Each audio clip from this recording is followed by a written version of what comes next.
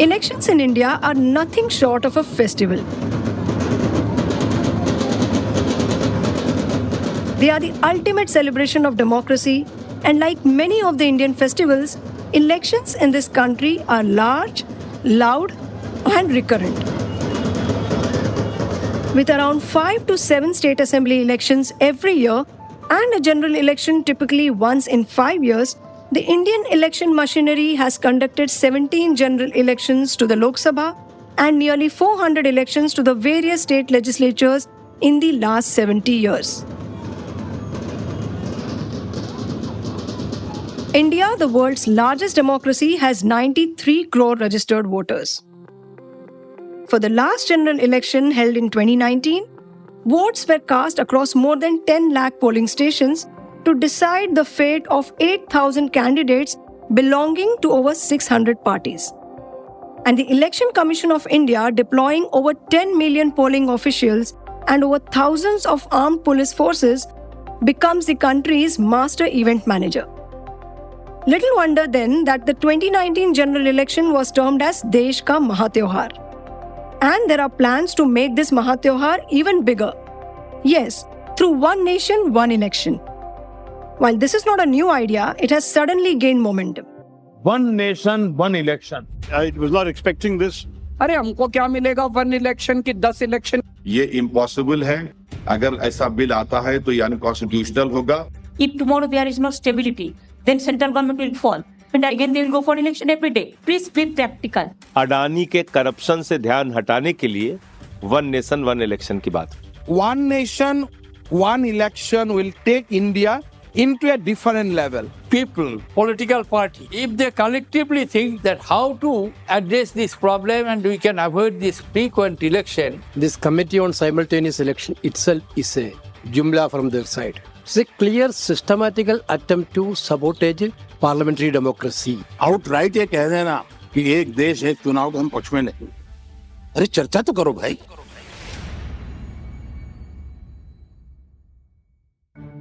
One nation, one election essentially means that a voter casts a vote for electing members to all the 3 tiers of government, the central, state and local, on a single day and at the same time. The government has now created a special committee. It will be headed by India's former president, Ram Nath Kovind. Interestingly, the government has also called for a special session of parliament. Rumour is one nation, one election could be on the agenda. Incidentally, India has had a history of simultaneous elections.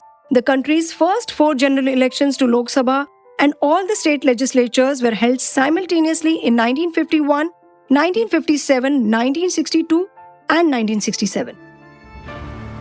So what is the debate all about now? Why revert to the old way? Is it a constitutional hurdle? Is it an administrative and logistical challenge? What is prompting the move? And will the current government succeed? I seek answers to these questions from the former Director General of Election Commission of India, Mr. Akshay Raut. It's difficult, it's complex, but it's not impossible.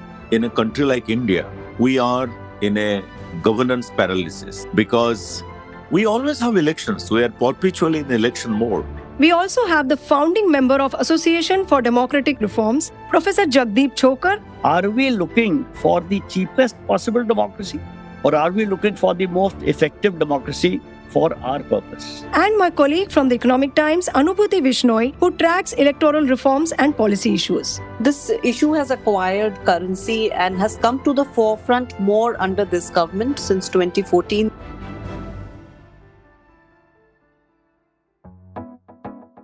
It's Tuesday, September 12th. From the Economic Times, I'm your host Kiran Somvanshi. And today in this episode, we explore the emotions and economics of one nation, one election. This is the Morning Brief.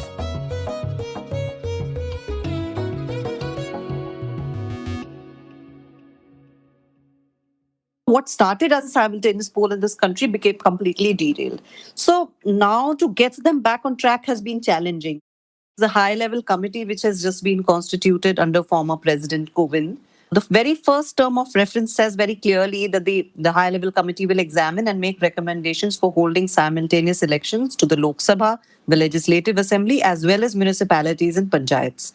So that seems to be the key intent to start with. Let us see what the committee recommends and if they are able to do it that way. That's my colleague Anubhuti spelling out the broad mandate of the newly set up committee. But it is not the first committee to deliberate on simultaneous elections. The Law Commission, in its 170th report on reform of electoral laws way back in 1999, had recommended simultaneous elections to Lok Sabha and state assemblies. The Parliamentary Standing Committee, in its 79th report submitted in 2015, also recommended an alternative method of holding simultaneous elections. And of course, the Election Commission of India has always backed the idea.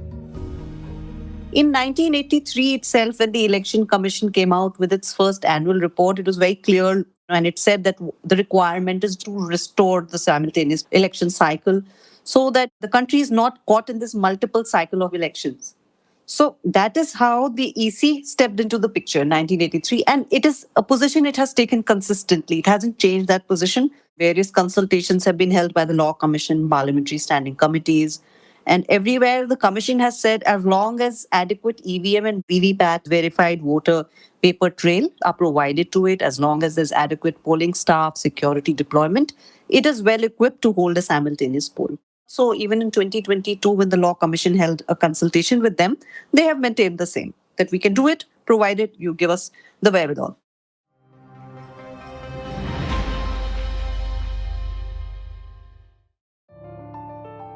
This prompted me to turn to Mr. Akshay Raut, who has been the Director General of the Election Commission of India from 2009 to 2014. He is currently a senior fellow at the Niti Aayog. Well, it's not exactly a brand new idea. It's an old idea which is being discussed in the public domain and for quite some time, by the way. I'm not only talking about the Niti Aayog's report of 2017.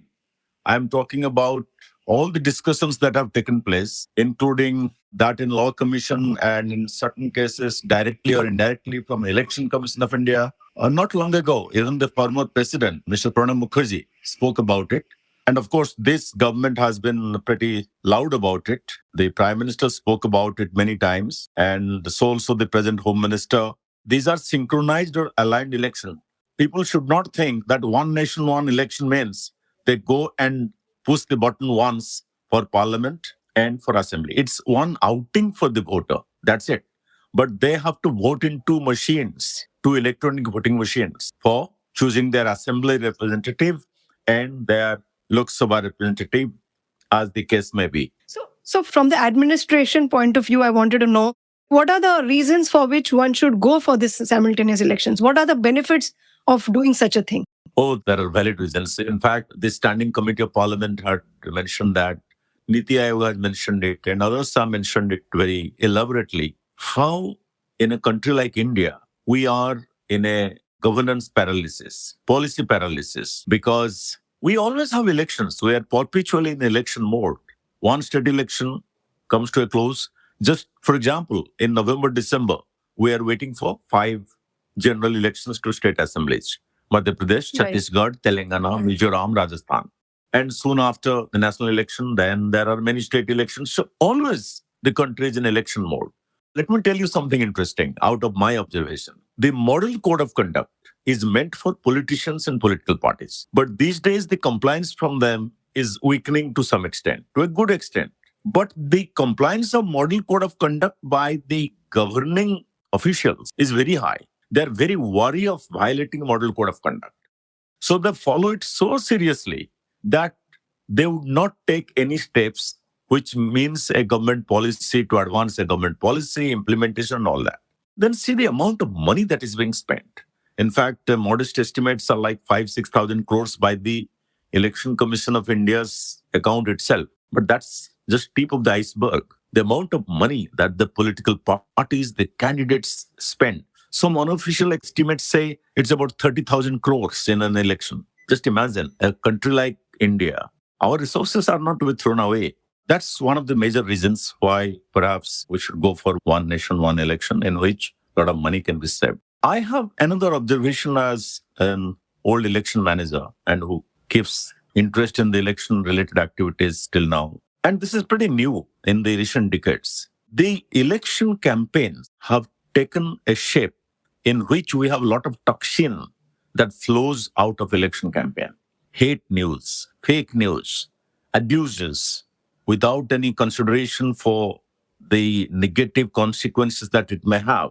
References to caste, creed, religion, and all sorts of things. What happens is that the impact of it, the divisive impact, even lasts beyond the elections, which is pretty bad for the society, for the state, for the country. So, if we have one nation, one election, then perhaps the toxin will be restricted.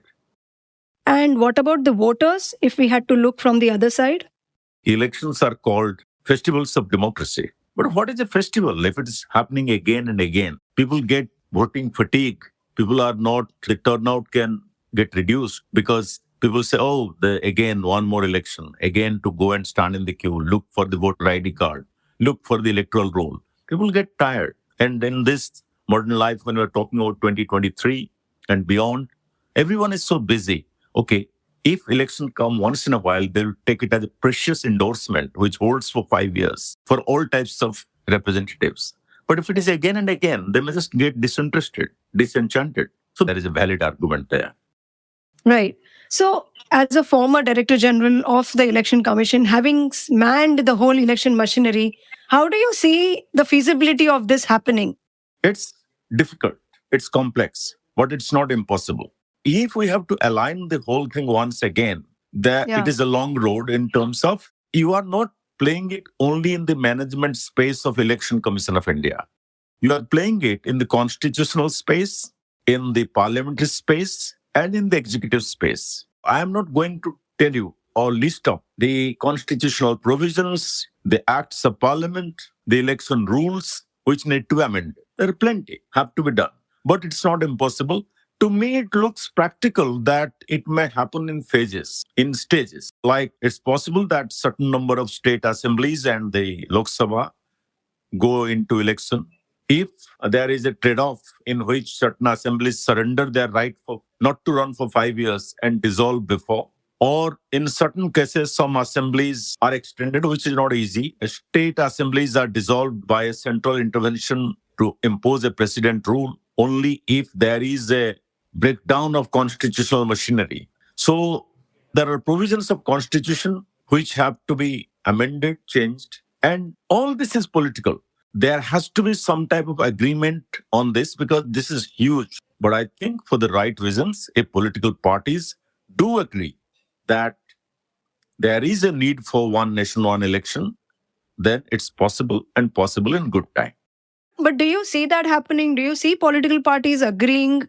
Because, at some point, in this principle, it looks like regional parties may not be able to get the same kind of representation when it becomes one election at the same time all over India. So what do you think? Yeah, I think that is one of the very logical arguments against one nation, one election, which you have pointed out. There are regional aspirations, regional groups, small political configurations. In a one nation, one election situation, what is likely to prevail is a big national narrative. And to some extent, it is the big one or the winner takes it all type of apprehension that the small parties do have. And it has some logic in it. It's not illogical. But there have also been elections to suggest that not long ago in an election in Odisha, Odisha is one of the few states among the 4 states which has its assembly and parliamentary elections together. Andhra is another one. Sikkim is another one. So people voted in a particular manner for Lok Sabha and in a different manner for assembly. So people apply their intelligence, and Indian voters are quite intelligent that way. They have proved it again and again. But the general story is the national or the major narrative is likely to dominate. We also have the fact that the local government elections, say panchayat or municipality elections, or above that the assembly elections, they draw more voters compared to the voters in a Lok Sabha election. That means people have different ideas when they vote because they find local issues, local problems closer to them, closer to their heart, closer to their families, communities. People can sort of sense the difference and apply their judgments differently. But generally, it has been seen that it's to the advantage all India political regimes if the elections are held together.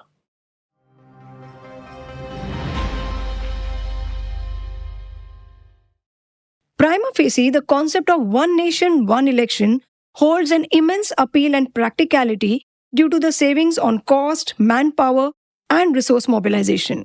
And why not? For the government, the cost of conducting Lok Sabha elections has seen a significant jump in recent years. To give you an example, over 1100 crore rupees were spent in conducting the 2009 Lok Sabha elections, but the cost tripled to nearly 4,000 crore rupees for the 2014 elections. And that's the general elections we are talking about.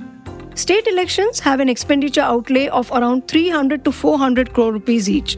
And all this is still just a small proportion of the huge amount of funds spent by political parties, their candidates, and even potential candidates who wish to contest an election. In comparison to all this, the Parliamentary Standing Committee had pegged the cost of holding simultaneous elections at around 4,500 crore rupees.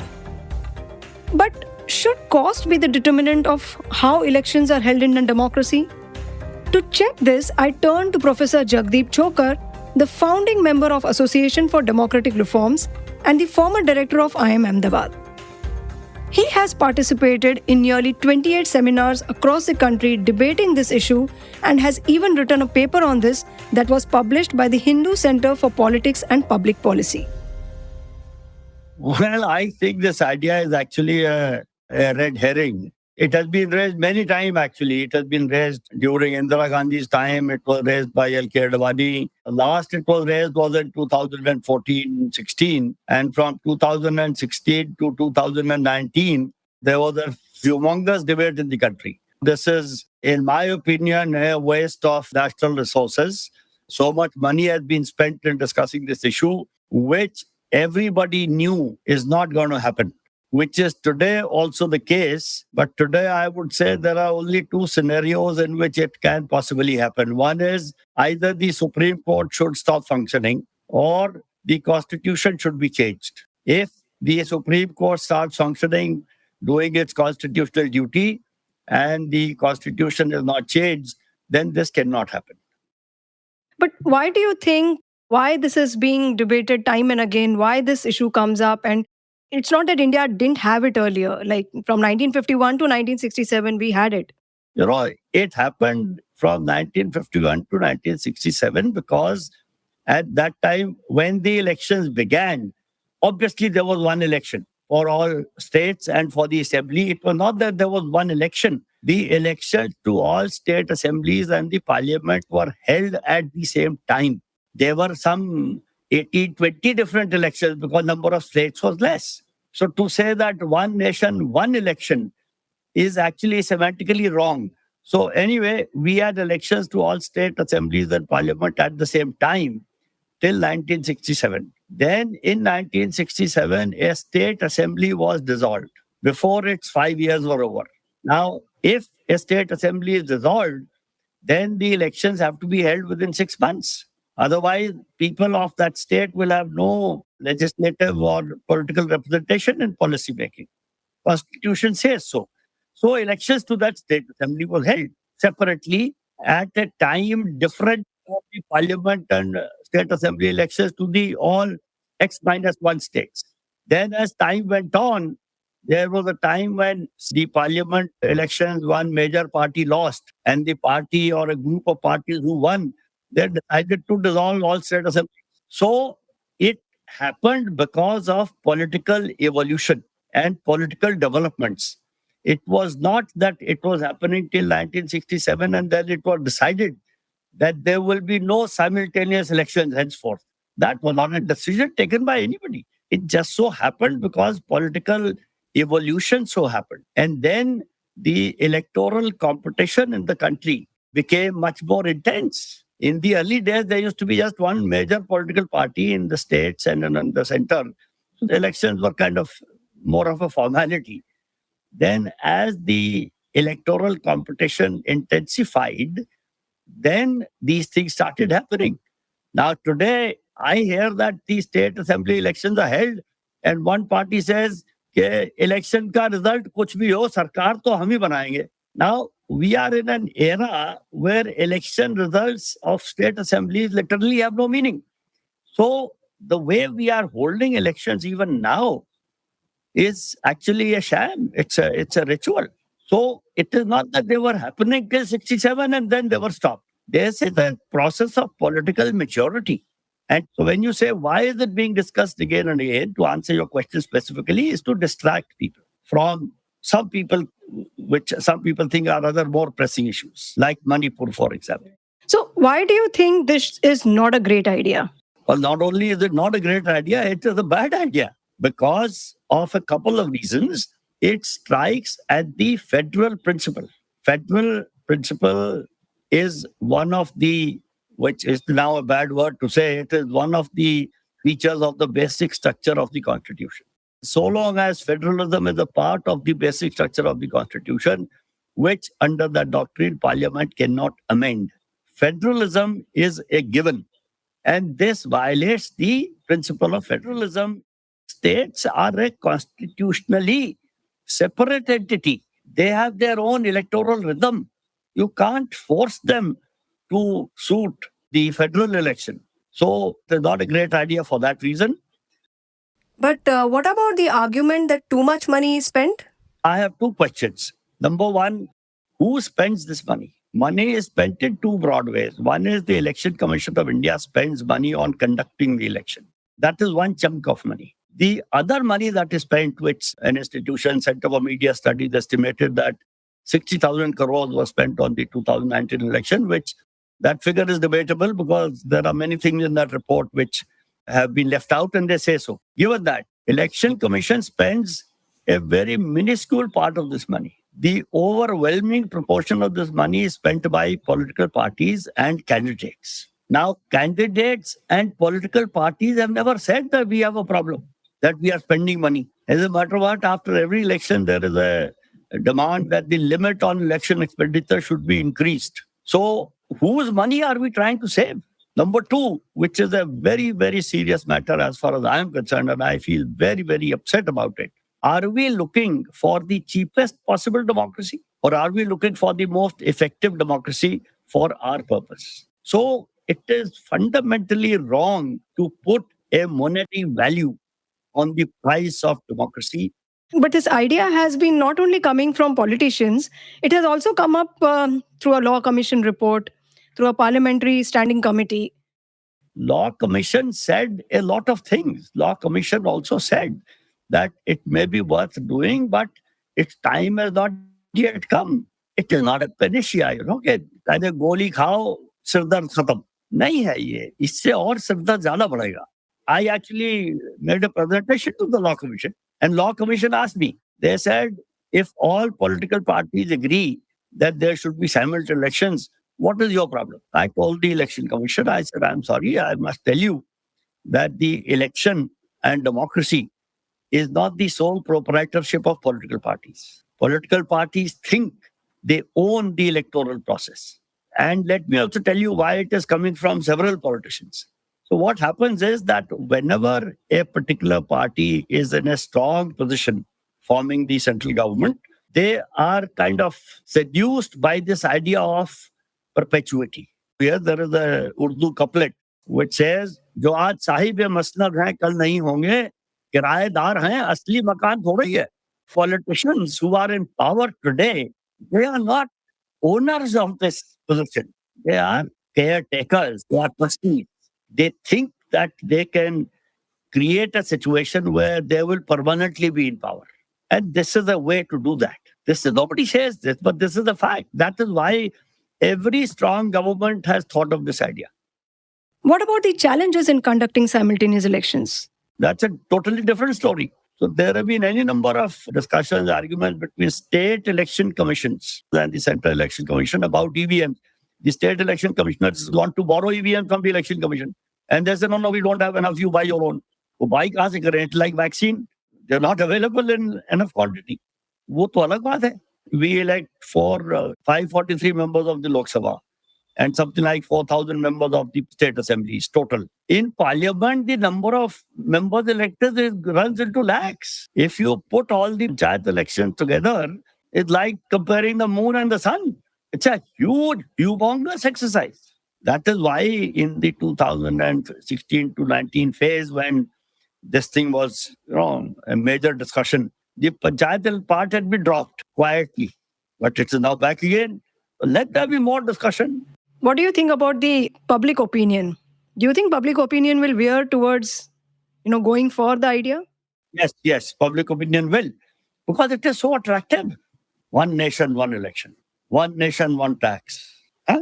And I don't want to go further. No, one nation, one party, one nation, one so-and-so. It makes intuitive sense to a man on the street that, a lot of people, actually the people who are better off, think of elections as a kind of holiday. They go on a trip somewhere. They don't vote. Poor people or people who are relatively less well off, they think of it as an opportunity to have their say. But over time, it has been so, I suppose, debased that now people think of it as a way to making some money. There is a saying that जब जब चुनाव आता है, गरीब के पेट में पुलाव जाता है. I may get 2,000 rupees, I may get 5,000 rupees. If I have a family of 4, my children are also of voting age, I may get 20,000 rupees. So if people look at it in this crooked way, then they may not like it because the more elections, more times you get money. But by and large, this intuitively seems a good idea. One nation, one election. साल में एक दफा हो गया, 5 साल में एक दफा हो गया. Let us sort of keep doing our work.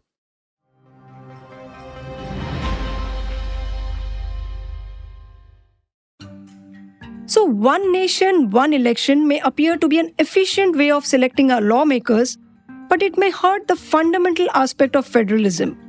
It has the potential to wipe out small regional parties and is therefore likely to be opposed.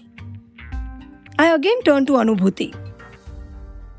So, what are the challenges, according to you, that are involved in implementing this idea? One is, of course, getting the political consensus. What are the others?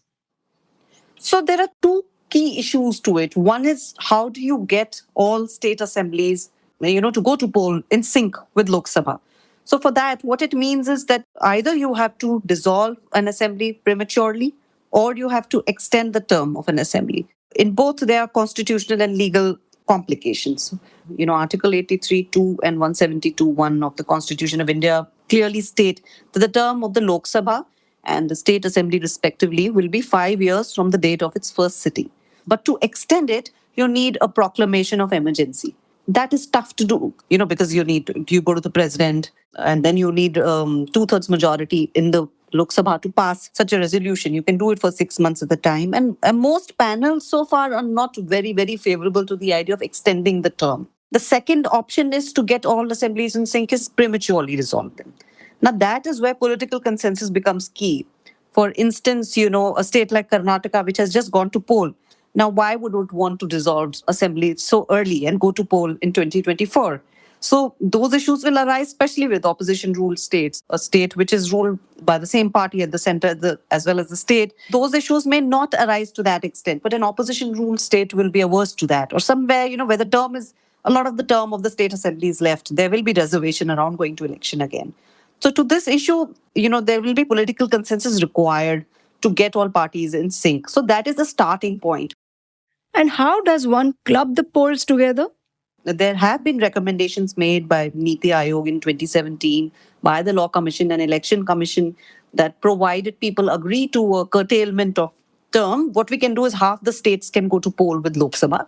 Say, if you look at 2024, say Haryana and Maharashtra are lined up for elections in November. Why don't you club them with Lok Sabha, bring in the rest, Odisha, etc. already are there, which are timed with Lok Sabha. So you bring a clutch of states, 10 to 14 of them in one cycle, and then about 2.5 years later, hold another midterm where the rest of the states are brought in. So a first-time measure will be challenging. Now, okay, provided we do that, the second challenge arises, the aftermath of the simultaneous poll, because how do you guarantee that the government will last its term? How it got disrupted the first time around was because several assemblies were prematurely dissolved. So what if such a situation arises again? What if we have a hung assembly? What if there is a no confidence motion passed in Parliament. So for that, the Election Commission, the Law Commission, I think it's its 117th report, they have recommended that, every time a no confidence motion is moved in Parliament or the State Assembly, it must simultaneously be accompanied with a confidence motion in the House. A confidence motion for another ruling dispensation and another Parliament, so that you don't have a vacuum and nobody does it frivolously. And is it only constitutional amendment or certain other acts also need to be amended? What all comes under the legal amendment space? Yes, there will be several of them actually, but the key will be Representation of People's Act 1951 and 1950. Both, detail the conduct of elections, so they will definitely require amendments. That will be the key ones, and there are rules under them. Conduct of election rules of 1960s will also require some amendments. More issue will be there, and that will be the anti-defection issues under Schedule 10. So having tracked this space, what is your idea about this whole thing being rolled out this time around seriously, now with a panel being formed by the government? What is your sense? We can definitely see some new energy around it, but government has pitched it very strongly earlier as well. That you have a former president of India heading a committee, which is actually unprecedented in its own way. You rarely had former presidents chairing a committee, does give it a lot of weight. It can fast track things, but whether it is going to be possible to do it in 24 or will it go into 2029, we don't know. But definitely a panel has been set up, a high-profile panel at that. So we can expect, I think, some movement on it, at least because the committee has also been asked to look at a phase-wise plan to drop that. The rest of the stuff, whether you're looking at logistics, EVMs, VVPATs, common electoral roll, a lot of work has been done on that side. The centre has opened conversations with chief secretaries of all states. So it's not like we are starting on a blank slate. Considerable work is done. Then the Election Commission of India, as recently as March this year, and it is reported that also, has actually done a complete mapping of number of EVMs and VVPATs, which will be required if we have a simultaneous poll in 2024 and 2029. So it's said very clearly the number of polling stations will be, say, over 11 lakh in 2024. And we need these many lakhs and crores of EVMs and VVPATs. So a lot of work on logistical side, requirements, assessments has been going on in the background. They're just two sticky points, political consensus building and how to effect it, the phasing of states. I think if they get that through, you can actually make a move. That is a huge political call as well. More than a governmental call, it is a political call.